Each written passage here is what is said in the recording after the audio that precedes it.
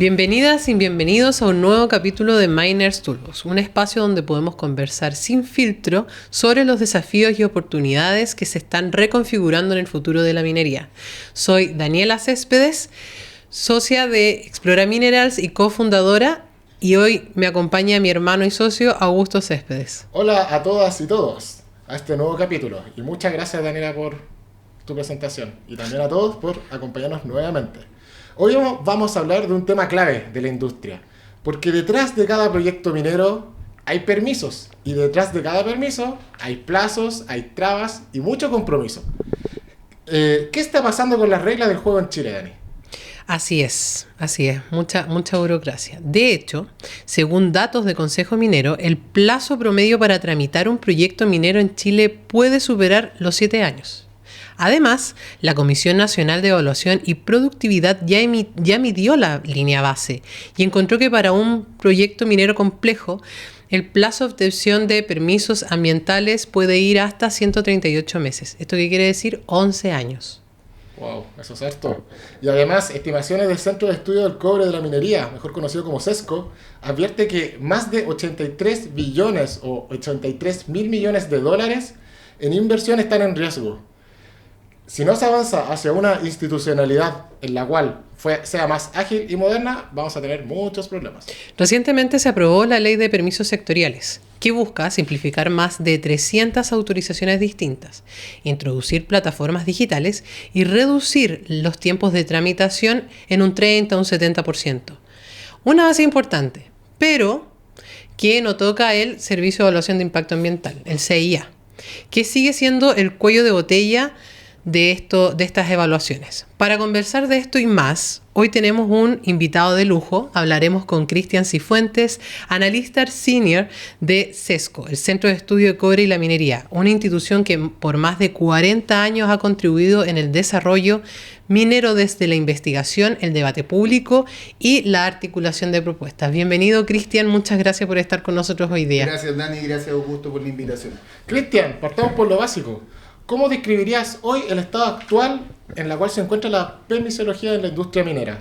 ¿Existe un punto de inflexión? ¿Seguimos en el mismo siglo de traba? ¿Hay incertidumbre? No sé si nos podrías contar un poco más. Ya, mira, yo creo que primero y normalmente donde voy siempre hablo lo mismo y digo, no me gusta mucho el término permisología. ¿Ya? Yo siento que el tema de los permisos son una cosa natural. Cualquier inversión necesita permiso. Entonces no deberíamos tenerle miedo a la palabra permisos. Y entonces cuando tú hablas de permisología le das como un tono un poquito negativo.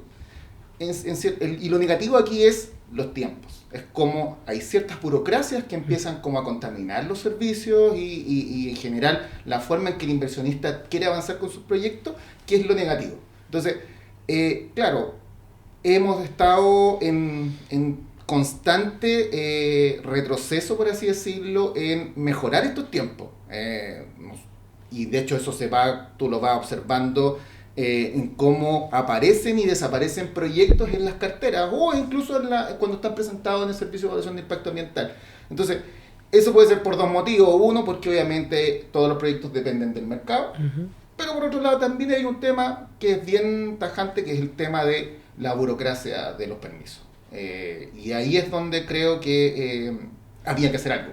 Y había que partir por algo, y yo creo que esto ya es un primer paso para tratar de destrabar esto y empezar a acelerar el tema. ¿Qué crees tú respecto a esta ley? ¿Va a venir a ser un aporte efectivamente? ¿Aún falta más? ¿Se va a arreglar algo? Porque sabemos que la burocracia de verdad es mucha. Sí. ¿Pero viene a ser realmente un aporte esta ley? Mira, yo lo he conversado con harta gente y le hicimos harto seguimiento desde el inicio de la presentación del proyecto, por lo menos desde CESCO. E incluso era un tema que veníamos conversando en mi época del servicio público. Bueno, yo vengo de Cochilco, muchos años trabajando también ahí. Y sobre todo a cargo de mostrar la cartera de proyectos. Entonces era como siempre atento a revisando qué estaba pasando. Claro que es un paso importante. O sea, la promesa de reducir entre un 20 y un 30% los tiempos de tramitación fabuloso, o sea, Se agradece. Se agradece, yo creo. El tema, estos temas del silencio administrativo para algunas cosas, de ver cómo a atacar los proyectos de bajo riesgo y tratar de simplificar la forma en que presentan estos permisos, evitar esta traslape de permisos contra permisos de repente y darle una secuencialidad en cierto modo, el potenciar el tema de las instituciones relacionadas, porque hay que entender que esto, imagínate, abarca 380 permisos, 36 servicios distintos, 15 ministerios, entonces es mucha la cantidad de trámites y que tienes que hacer. Entonces este proyecto viene a crear la famosa Super, como servicio online donde tú puedes ir cargando los proyectos y unificar un poco. Entonces la promesa es súper linda, que es linda la promesa, es súper linda la promesa, pero lo preocupante aquí hay un par de cosas que igual es bueno echarle un ojo. Por ejemplo, el tema de la definición de bajo riesgo. Pero la idea es evitar que eso se convierta o del paso a una ventana. A inversionistas que realmente estén presentando mal los proyectos y se acojan al bajo riesgo y llegar y presentar cualquier cosa, que al final va en desmedro de los inversionistas que sí están haciendo las cosas bien, porque cuando pase algo, ¿a quién le van a echar la culpa? ¿Al que hizo las cosas mal o a todos? A todos. Y ahí es donde pagan, sobre todo, los medianos y pequeños productores. Y ahí es donde tenemos que, obviamente, tener mucho ojo, la definición de bajo riesgo. Y el tema del silencio administrativo va a ser algo bien complejo también de poder ir como ordenando. Aquí el tema no es la ley yo creo que está muy bien encaminada, el tema es el reglamento y lo rápido que se empiezan a implementar estos cambios, eso yo creo que es fundamental. Oye, ¿y cuáles son los principales cuellos de botella en este caso que tienen? Mira, los principales cuellos de botella, y yo creo que que ustedes también están muy involucrados en esto, es el tema de los fraccionamientos de los permisos. O sea, que tantas instituciones tengan tantas cosas y al final no sabes con quién dirigirte, entonces voy para allá y después pasa mucho. Entonces voy para allá, voy para acá, no, es que el de allá, es que primero tienen que sacar el de acá, entonces se supone que estamos en la era digital, entonces ese tema del fraccionamiento es sumamente complejo. El tema es que tampoco existe todos tienen que partir desde cero, entonces no existe una línea base previa en ciertos sectores donde son potencial de desarrollo minero, solamente hablando de minería. Potencial de desarrollo minero donde hay una línea base previa que permita que el inversionista agarre eso, lo tome como instrumento inicial y pueda empezar a construir. Entonces, si bien, claro, hay empresas que se dedican a eso, perfecto, nadie puede decir que no puedas convertir algo en una estrategia de negocio, pero lo que necesitamos ahora es simplificar inversiones. Entonces, el fraccionamiento, las diversas instituciones, el tema de los tiempos que no se cumplen. Y esos yo creo que son como los principales cuellos de botella cuando tú, como inversionista, te pones en el papel de tratar de avanzar con algo. Sí, ¿cómo crees tú ahí, desde la mirada de Sesco, cómo se encuentra el diálogo entre el Estado, las comunidades, el sector privado respecto a la materia de los permisos? Porque pasa mucho y lo que queremos acercar acá en este podcast es que es mal mirado para los ciudadanos que existe una ley que venga a apurar permisos porque ven que se relajan los criterios de poder establecer si es un proyecto que va a atacar el medio ambiente o no, o va a venir a afectarlo de alguna forma. Entonces siento que hay una mala mirada y muchas veces de personas que no conocen internamente cómo es la burocracia, que es increíble. ¿Cuál en ese sentido, cuál es la opinión tuya? Mira, claro, yo creo que aquí hay un tema que no es menor. Lo que tiene mucho que ver con lo que les hablaba recién, este tema de las líneas bases. Les voy a contar la experiencia, por ejemplo, que tuvimos nosotros cuando trabajamos en la Política Nacional Minera. La Política Nacional Minera tuvo dos áreas, una parte más técnica y otra una evaluación ambiental estratégica. Eso fue súper bueno, la evaluación ambiental estratégica, porque al final te anticipaste a cualquier negativa de las comunidades respecto a ciertas metas que tú estabas ahí tratando de implementar, porque las dialogaste. Y les diste a entender que esto sí tenía cierto grado de vinculación. Pero el tema que en Chile, la evaluación ambiental estratégica no es vinculante. Entonces ahí nosotros podemos aprender lo que se está haciendo en países como Canadá, Australia. Eso. Y yo creo que la industria en general le tiene miedo al vinculante. El tema, no, es que mejor como consulta indígena vinculante y se ganan el proyecto. No, Sí. pero de verdad que yo creo que la única forma de que la gente entienda el real aporte de la actividad minera y no seamos siempre los mismos de siempre, que nos concentramos aquí y decimos, uy, si es buena la minería, si es buena la minería, sino que la gente lo entienda, es que realmente haya consultas ciudadanas vinculantes, que permitan a la gente sentirse en poder, hacer que sí, soy parte de este proyecto y sé lo que me va a traer bien o no. Entonces, imagínate, si tú diseñas un sistema en donde existen evaluaciones ambientales estratégicas previas en zonas mineras, te ahorráis todo el trabajo de volver a conversar con la gente. Si la gente ya sabe que esa zona es rica y que se va a hacer, obviamente, proyecto y que se van a cumplir con los plazos y se van a cumplir con las exigencias ambientales y con los permisos y todo. Entonces, nosotros siempre nos comparamos con esos países como Australia, Canadá, pero nos falta todavía, Sí. ¿fijas? Sí. Entonces, aquí el cuello de botella, quizás sí, si bien aquí hay uno que puede mover piezas de los permisos para apurarlo, el sistema de evaluación ambiental, pero ¿qué ha sido la tónica en los últimos años, particularmente con el servicio de evaluación de impacto ambiental? ¿El tiempo de los permisos o que después no te lo respetan y después te lo llevan a tribunales? Y eso es porque la gente no tiene confianza, no cree. Entonces, si no hay una vinculación real, es súper difícil seguir haciendo minería. Chile es un país minero, pero no se educa respecto de cuál es el impacto de la minería y no solo ambiental. De hecho, hay otros tipos de industrias en Chile que impactan mucho más. Por ejemplo, el tema del agua, que impactan mucho más que la minería, que es la industria agrícola. La agrícola, de hecho, porque es el cultivo de palta. ponte tú. Pero eso no lo sabe el ciudadano chileno, siendo que somos un país minero. Uno por educación y otro porque, a ver, ¿qué es lo que entrega más trabajo a nivel local en todo el país? El sector agrícola, no el sector minero. Y es Porque más el sector antiguo minero- también. Claro, porque el sector minero necesita especializaciones. Porque Claro. no podéis controlar a cualquier persona. Ujú. Porque metido un viejo cualquiera en una mina, sobre todo si es pequeña, se te va a matar. Sí. Se le va a caer un planchazo en la cabeza y hasta ahí nomás Sí. llegó y se murió.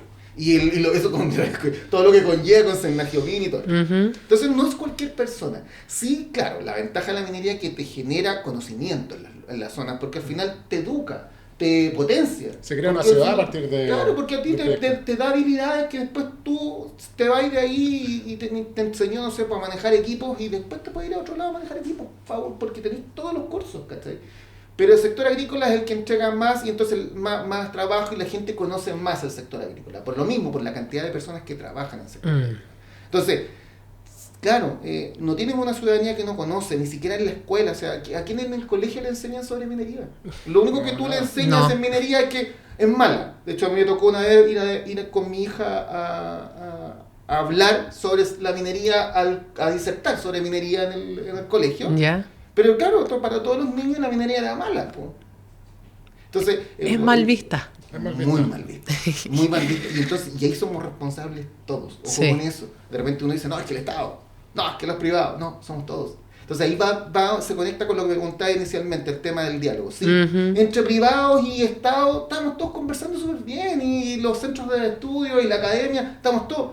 Pero falta todo el resto de gente que son los más, que son la ciudadanía y las comunidades en general. Ujú. Con ellos no hablamos, con ellos no los acercamos, no los hacemos partícipes. Entonces, eso en cierto modo uno pudiese imitar estas cosas que se hacen afuera de las evaluaciones ambientales estratégicas. Yo creo que serían súper enriquecedoras. Porque al Sin final duda te brindan alguna. conocimiento. Eso Sí. yo creo que es lo importante. Por ejemplo, también comparar nuestros países vecinos, lo que es hoy en día Argentina, también Perú. Claro, pero por ejemplo, ¿qué te encuentras? Por ejemplo, ¿qué te encuentras tú en Argentina en este momento? Claro, tú encuentras hay algunos instrumentos tributarios particularmente que están acelerando la inversión. Claro. Pero el tema es que si tú no, esto es un todo, si tú no sumas elementos tributarios como elementos de conocimiento o una adecuada solicitud y rigurosidad en permisos ambientales, al final te concentras en un puro lado y tarde o temprano te van a empezar a criticar todo lo que hiciste, Ujú. porque no lo hiciste bien desde el inicio, Claro. porque aceleraste solamente por una vía, no por todas las que tenés que acelerar. Claro. Y eso es lo que puede pasar con Argentina en el mediano plazo. porque se volvieron locos desarrollando proyectos de litio. Son muy nuevos. No Claro, cuentan con la infraestructura tampoco minera. o sea, olvídalo, imagínate, hacer un proyecto en Argentina, sacarlo por puerto son 1500 kilómetros, sacarlo por Chile son 350, entonces El costo de es una Sí. locura. Entonces, y Perú también tiene sus propias complejidades, si bien, claro, ha desarrollado mucha minería, pero Perú es como si nosotros nos pusiéramos a hacer minería en la Araucanía, a ese nivel, entonces te digo, Es complejo. es Muy complejo. muy complejo. Entonces, Muy complejo. por eso hay cosas que nosotros debemos aprender, pero nosotros también debemos creernos el cuento. O sea, yo creo que nadie es profeta en su propia tierra. Nosotros, que como Chile, nos reconocen mucho afuera, pero aquí mismo no nos creemos el cuento. Sí, eso es verdad. Es muy cierto. Oye, Cristian, y hablando de afuera, ¿qué ejemplos podríamos tomar de Canadá, Australia, que son países que además invierten en Chile, pero van más avanzados también en lo que es tecnología, permisos? A otro nivel, ojalá alcanzáramos ese nivel en Chile. Pero ¿qué podríamos nosotros, no imitar, pero acercarlo y implementarlo acá en Chile? Respecto de los permisos, de cómo es la tramitación La allá. ventanilla única. O sea, yo creo que ese es un gran paso, la ventanilla única, pero no solamente con los permisos sectoriales, sino que también con la adopción ambiental. O sea, poder lograr una ventanilla única en todo aspecto, pero que tampoco se convierta en un lobby constante, porque hay que tener ojo, que esta oficina que va a controlar a nivel del Ministerio de Economía, que es la que están definiendo ahora la ley, tiene que entender que esto es técnico, es muy Sí. técnico. Y tiene que, no porque por cumplir con un gobierno puntual se nos vaya a pasar de rosca. Entonces, eso es sumamente, y eso, como les decía al inicio, no se soluciona, la ley no lo va a solucionar, lo solucionan los reglamentos. Y la forma en cómo se implemente y cómo tú capacites también a los funcionarios de los distintos servicios. Claro. Que es el NAGIOMIN, la CONAF, la DGA, el Consejo de Monumentos Nacionales y así, un sinnúmero de servicios. Tú tienes que capacitar a esa gente. O sea, hay que invertir. Potenciar los perfiles técnicos, empezar a sacar estos perfiles que aparecen gobierno por medio y que van llegando y llegan los servicios, llenan con cupo. Entonces, la ventanilla única yo creo que eso es la gran lección aprendida que tenemos nosotros como Chile, que se implementa incluso en países como Perú, se implementa en Canadá, se implementa en Australia. Si nosotros queremos seguir más o menos la misma senda y tenemos sí, por supuesto. Entonces, eso es primordial. Y voy a ser repetitivo, la evaluación ambiental estratégica. Esas son, yo creo que son como las dos cosas que yo creo que como país debemos concentrarnos. Porque se necesita una interoperatividad, cuesta la palabra, Sí. entre servicios. O sea, porque realmente se desconoce. A nosotros nos tocó en su momento... Se tiran la pelota hoy en día. Sí. Es que ese es el tema. A nosotros nos tocó en su momento, si no me equivoco, en el gobierno Sebastián Piñera II, al principio, conversar con distintos servicios. Y claro, ahí aparece el Ministerio de Defensa, porque que las concesiones marítimas se traslapan con las concesiones mineras, y hay todo un enredo. Entonces, al final, ¿a quién le haces caso? A esta y a... Entonces, y Cernagiomín tiene información y entre medio ellos mismos no conversan. No están interconectados. No están interconectados. No. La geología con la minería no están conversando dentro. Entonces tenía un montón de cosas que, o sea, no sé, pidiéndole a otras instituciones que hagan cosas que les competen a ellos también. Exactamente. Y ahí empiezan a tirarse la pelota, sumado a que tenemos un servicio de evaluación de impacto ambiental que también se convirtió en un pasador de pelotas, porque al final no está facilitando, sino que, no, es que el servicio dijo tal cosa, mira, el servicio te dijo tal cosa, entonces al final es solamente un pasador de papeles. Claro. Casi Hace que el sistema sea mucho más engorroso. no finalmente. agiliza, entonces porque es súper simple, o mucho más, sabes que tu consulta está respuesta en el informe porque nosotros lo revisamos como servicio, no al lugar. No es necesario volver a pasarlo y aumentar el tiempo, porque al final, claro, ahora hace poco salió unas declaraciones de servicio que decían que la mayor cantidad de los tiempos muertos son por solicitudes de extensión de los inversionistas. Pero obvio, pues si te están preguntando 800.000 servicios, Sí. te demoráis un poquito en tratar de responderles a todos. Entonces, porque hay que volver a revisar uno por uno, porque se supone que tú ya hiciste esa pega, pues, entregaste el trabajo, entregaste el informe. Por eso hubo una admisibilidad inicial y te lo admitieron, pues, ¿cachai? La tramitación. Entonces, esas cosas que ya están ciertamente subsanadas en estos países, obviamente tenemos que imitar. Perfecto. Oye, ¿y qué otro pilar puede ser fundamental en este caso para seguir haciendo que la permisología en este caso sea mejor, pero sin debilitar lo que son los estándares? Mira, hay una frase que dice que tiene que ser, los permisos tienen que ser ágiles para inversionistas, estrictos con el proyecto, pero rápidos para desarrollar inversión. Son como las tres áreas que tú tenés que abarcar. Entonces, la agilidad es lo primordial, pero que no se pierda lo sólido de los permisos solamente por ir apurando. Que no caer en ese juego, porque al final después van a pagar los otros inversionistas.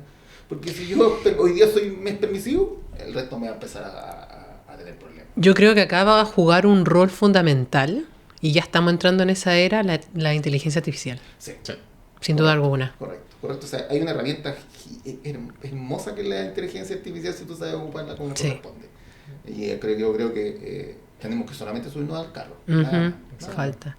Oye, Cristian, ¿cómo ha sido el aporte de Sesco en estos últimos 41 años? ¿Cómo ha evolucionado su rol como articulador de conocimiento e incidencia pública en el sector? Mira, yo creo que Sesco ha sido un ente muy importante en toda la generación de políticas públicas a lo largo de la historia. O sea, estamos hablando desde las conversaciones de royalty o incluso cuando se analiza el Código Minero en los años 80, el Código de Minería. Ahí parte la discusión de Sesco. Sesco parte por eso, parte porque se estaba presentando un Código de Minería. Y entonces en el tiempo va madurando, se involucra en el royalty, se involucra en la Estrategia Nacional de Fundiciones, se involucra en la Política Nacional Minera. Entonces, y más encima tenemos la ventaja de que podemos fácilmente reunir a personas. Reunir gente y traerlas a conversar, y no solamente a conversar, sino que a dejar ideas planteadas claras, que después muchas se convirtieron después de mediano plazo en política pública. Entonces creo que como Sesco estamos contentos de este rol y creo que lo hemos hecho bien. Hemos tenido altos y bajos, yo creo que como toda institución, son 41 años, es difícil no es permanecer constante en el tiempo. Exacto. Pero creo que tenemos todavía mucho espacio para seguir dando harto que discutir y harto que lograr para poder impulsar. Yo creo que es lo que más nos interesa a todos nosotros los que estamos incluso sentados en esta mesa y los que nos están escuchando, que es la minería, desarrollar la actividad minera. Exactamente. Oye, Cristian, muchas gracias por esta conversación. Se nos pasó el tiempo volando, pero fue muy informática, útil. Siento que aterrizamos temas que no se tocan. Hablamos muy técnico entre nosotros mismos, como estábamos comentando, y lo importante es poder aterrizarlo y llegar a las personas y que puedan entender de que la minería no es un enemigo. Correcto. Y perfectamente puede conversar con el medio ambiente y tener una minería sostenible sin ningún problema. No, y de mi parte lo felicito a ustedes también, porque ustedes también ese rol de comunicar a través de distintas formas, Augusto muy activo de repente en LinkedIn mostrando las cosas que hacen, entonces yo creo que eso es súper enriquecedor. Lo que pasa es que ahora tenemos que empezar a pegar otros saltitos, tratar de llegar a otros tipos de públicos que yo creo que los cuales los tenemos bien abandonados como gente que estamos impulsando política pública. Entonces yo creo que eso es primordial. Sí. Bueno, la idea siempre ha sido de este podcast acercar lo que es la minería a la gente, que por ejemplo, chicos, gente más chica pueda escuchar, entender cómo es la minería, de qué se tratan los permisos, de qué se trata la exploración, la minería. Exacto. Muchas cosas más. Y te quería hacer una pregunta, porque esto siempre nosotros lo hacemos en nuestro podcast. ¿Qué tipo de herramienta para ti te ha servido mucho para llegar a ser quien eres hoy en día? Ya sea un libro, algo que hayas estudiado, en quien te hayas inspirado, lo cual tú puedas compartir acá. Mira, a mí hay dos personas y una institución que son las que me construyeron y me permitieron llegar a ser lo que soy, en cierto modo. Dos personas que son dos profesionales que también trabajaron en algún momento conmigo, Donato Picosi y don Vicente Pérez, que trabajaron en algún momento en la Comisión Chilena del Cobre en su inicio. Y por otro lado, Cochilco, y lo digo desde la época en que era estudiante. Yo normalmente tenía un profe que era muy pesado con nosotros. El precio del cobre, ¿qué tiene hoy día? Entonces tenía que ponerte la memoria, entonces te he visto obligado a buscarlo, y al final Cochilco era la plataforma.